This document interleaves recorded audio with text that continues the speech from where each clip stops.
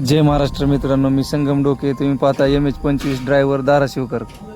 आपल्याला पुण्याचं भाडं. तर मित्रांनो, कस्टमरच्या घरी जाऊन आपण सामान लोड केलं आणि व्यवस्थित चेक करून सामानाची काय नुकसान होणार नाही याची दक्षता घेऊन कस्टमरकडनं लोकेशन घेऊन आपण पुण्याच्या दिशेने निघालो आहोत.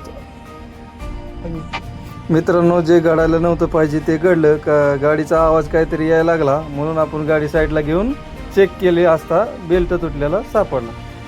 तर मित्रांनो, गाडीची कंडिशन अशी झाली की गाडी चलत जाऊ शकत नव्हती. त्यामुळे आपण एका मित्राला फोन केला आणि त्यांनी आपली गाडी टोईंग करून 20-25 किलोमीटर जामखेड या ठिकाणी गॅरेजवर नेली.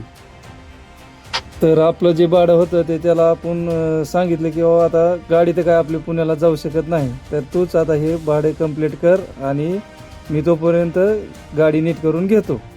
तर मित्रांनो, एवढं सगळं करेपर्यंत रात्रीच्या 2 वाजल्या होत्या. त्याच्यामुळं गॅरेज पण बंद होतं. मग आपण विचार केला की आता रात्रीची झोपण्याची सोय नसल्यामुळे आपण गाडीतच मुक्काम करण्याचं ठरवलं आणि गाडीतच मुक्काम केला.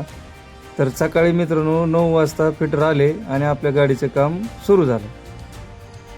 तर मित्रांनो, गाडीचं सामान आणण्यात आणि सामान आणून गाडी दुरुस्त करण्यात आपल्याला जवळजवळ सकाळी 9 वाजल्यापासून 3 वाजेपर्यंत आपल्या गाडीचं काम चाललं. तर मित्रांनो, गाडीचं काम फायनल झाल्यानंतर आपण बिल चेक केलं तर गाडीला साधारणतः 5,000 ते 6,000 रुपयाच्या आसपास खर्च आलता आणि आपलं भाडं होतं 9,000 ते 10,000 रुपये. मित्रांनो, आपलं भाडं तर गेलंच, परंतु आपला एक रात्र आणि एक दिवस पण तिथेच वायाला गेला. तर मित्रांनो, हा असतो ड्रायव्हरच्या जिंदगीतला खरा संघर्ष. प्रत्येक गोष्टीत मित्रांनो फायदाच नसतो, तर काही गोष्टी तोट्याच्या पण जात असतात. मित्रांनो, आजच्या व्हिडिओमध्ये एवढंच.